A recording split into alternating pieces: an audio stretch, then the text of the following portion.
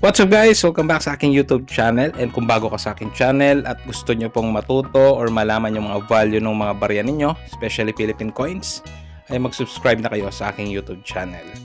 And ito po, pag-usapan natin ngayon itong 2 piso na part ng Flora and Fauna series. Pero bago yan guys, ito kasing hawak ko ay isang proof coin. So pag sinabing proof coin guys, iba po yung pagkagawa or pagka-finish ng barya. Yan, mapapansin nyo naman po na iba na makintab ito, or parang merong ibang proof coin na parang mirror finish na tinatawag. Kaya mapapansin nyo naman po sa surface ng barya.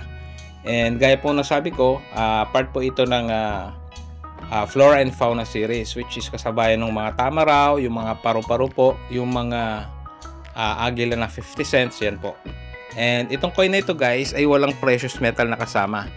So, yung value nito is hindi naman po ganun kataas compared sa mga coins na merong silver or merong halong gold. Ito normally, before, nagre-range ito ng around 700 pababa. So, depende na lang po sa nagbebenta kung mas mataas niya pong i-post. Pero, yung range po kasi ng ganitong barya is sa ngayon is less than 700 pesos. So, itong coin po na ito ay naibenta ko na rin. So, mababa ko lang din siyang naibenta na sa around 350 lang po ata. And, iba po ito guys sa mga hawak ninyo. Ito po yung proof coin na tinatawag. So, yung mga hawak po natin ay mga circulating na mga coin po. And ito guys, kung meron kayong mga ganitong proof, meron kayong mga ibang coins na gustong itanong, pwede po kayo mag-comment sa mga videos natin. And i-check po natin kung meron pong mga value yung mga barya ninyo.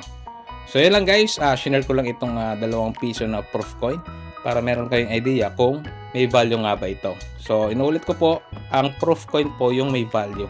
Hindi po yung mga hawak po natin na mga nagsi-circulate or circulated na mga 2 piso. So yun lang guys, salamat po sa panonood.